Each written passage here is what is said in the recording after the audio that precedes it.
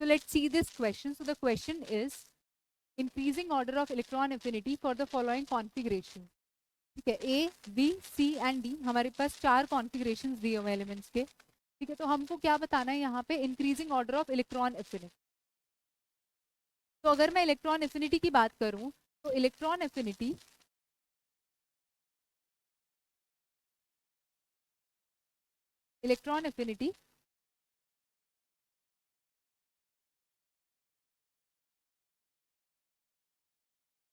increases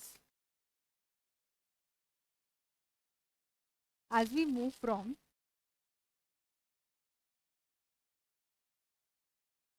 left to right in a period. यानी कि जब भी हम लेफ्ट से राइट मूव करते हैं पीरियड में, तो जो इलेक्ट्रॉन एफिनिटी है वो इंक्रीज करती है, क्योंकि लेफ्ट टू राइट जब हम जाते हैं तो इफेक्टिव न्यूक्लियर चार्ज इंक्रीज करता है, जिसकी वजह से जब इलेक्ट्रॉन को हम डालेंगे, यानी कि जो इनकमिंग इलेक्ट्रॉन होगा उस पर जो इफेक्टिव न्यूक्लियर चार्ज होगा न्यूक्लियस का, वो बहुत स्ट्रांग होगा. ठीक है, और इलेक्ट्रॉन एफिनिटी बढ़ जाएगी. तो as we move from left to right in a period, electron affinity increases, and as we move from top to bottom in a group,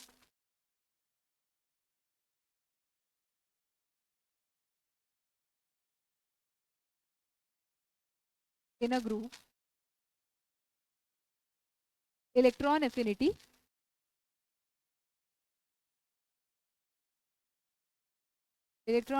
decreases. ठीक है, और जब हम टॉप से बॉटम जाते हैं ग्रुप में, तो जो इलेक्ट्रॉन एफिनिटी की वैल्यू है वो डिक्रीज होती है, क्योंकि जो इनकमिंग इलेक्ट्रॉन है, क्योंकि डाउन द ग्रुप जब हम जा रहे हैं तो एटॉमिक साइज बढ़ता है. ठीक है, एटॉमिक रेडियाई बढ़ने की वजह से जो मेरा न्यूक्लियस है और जो मेरा इनकमिंग इलेक्ट्रॉन है, उन दोनों के बीच का डिस्टेंस बढ़ रहा है. ठीक है, अगर डिस्टेंस बढ़ रहा है तो फोर्स ऑफ अट्रैक्शन कम हो रहा है. ठीक है, फोर्स ऑफ अट्रैक्शन कम होने की वजह से जो इलेक्ट्रॉन एफिनिटी है उसकी वैल्यू भी क्या करती है, डिक्रीज करती है. ठीक है, अब हमारे पास क्या है, 4 एलिमेंट्स दिए गए हैं. ठीक है, सबसे पहला जो एलिमेंट है ए एलिमेंट, तो कॉन्फ़िगरेशन है 1s2 2s2 3. ठीक है, ये नाइट्रोजन का कॉन्फ़िगरेशन है. अब उसके बाद जो दूसरा कॉन्फ़िगरेशन है बी, वो है 1s2 2s2 2p4, और ये है ऑक्सीजन का कॉन्फ़िगरेशन.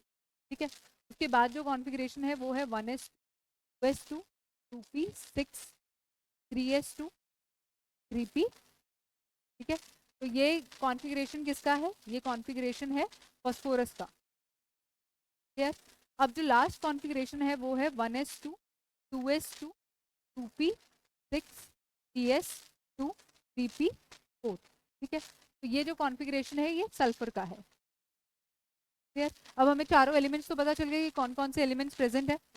अब देखो, अब हम ऐसे देख सकते हैं कि जो नाइट्रोजन है और जो फॉस्फोरस है वो सेम ग्रुप में लाई करते हैं, और जो ऑक्सीजन है और सल्फर है वो भी सेम ग्रुप में लाई करते हैं. ठीक है, ये ग्रुप नंबर 15 के एलिमेंट्स है, तो ये ग्रुप नंबर 16 के एलिमेंट्स है.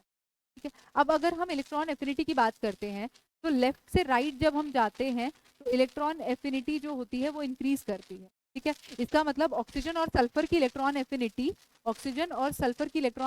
ज्यादा होगी as compare to nitrogen and phosphorus. ठीक है, और टॉप से बॉटम जब हम मूव करते हैं तो इलेक्ट्रॉन एफिनिटी डिक्रीज करती है, तो इसका मतलब ऑक्सीजन की इलेक्ट्रॉन एफिनिटी ज्यादा होनी चाहिए एज कम्पेयर टू सल्फर. ठीक है, पर ऐसा नहीं होता है. सल्फर की जो इलेक्ट्रॉन एफिनिटी होती है वो ज्यादा होती है as compare to oxygen, due to the small size of oxygen atom. यानी कि ऑक्सीजन का साइज क्या है, बहुत छोटा है, जिसकी वजह से ऑलरेडी इतना साइज छोटा है और इलेक्ट्रॉन ऑलरेडी प्रेजेंट है एटम के अंदर. अब जो इनकमिंग इलेक्ट्रॉन होगा, जो ऑलरेडी एग्जिस्टिंग इलेक्ट्रॉन्स हैं, वो क्या, उन दोनों के बीच क्या होगा, रिपल्शन होगा. इंटर इलेक्ट्रॉनिक रिपल्शन की वजह से जो इलेक्ट्रॉन एफिनिटी होगी वो क्या होगी, डिक्रीज हो जाएगी. ठीक है, तो सल्फर की जो इलेक्ट्रॉन एफिनिटी है वो ज्यादा है as compare to oxygen. Similarly अगर मैं नाइट्रोजन और फॉस्फोरस में कंपेयर करती हूँ, तो नाइट्रोजन और फॉस्फोरस के केस में भी सेम हम रीजन बता सकते हैं कि जो फॉस्फोरस की इलेक्ट्रॉन एफिनिटी है वो ज्यादा होगी एज कम्पेयर टू नाइट्रोजन, और वो साइज पे ही डिपेंड करेगा, क्योंकि नाइट्रोजन का साइज बहुत छोटा है और ऑलरेडी उसमें इलेक्ट्रॉन प्रेजेंट है, तो जो इनकमिंग इलेक्ट्रॉन है उसको रिपल्शन फेस करना पड़ेगा. ठीक है, उस रिपल्शन की वजह से उसकी जो इलेक्ट्रॉन एफिनिटी होगी वो कम हो जाएगी. तो हमारा जो ऑर्डर होगा इसकी इलेक्ट्रॉन एफिनिटी का वो ये होगा, ठीक है। अब सल्फर किसको कॉरेस्पॉन्ड कर रहा है, सल्फर डी को कॉरेस्पॉन्ड कर रहा है, तो डी की सबसे ज्यादा होनी चाहिए, ठीक है। Then oxygen, oxygen is B, D then B, और उसके बाद phosphorus, phosphorus is C, then C and then A, so A option will be the correct option.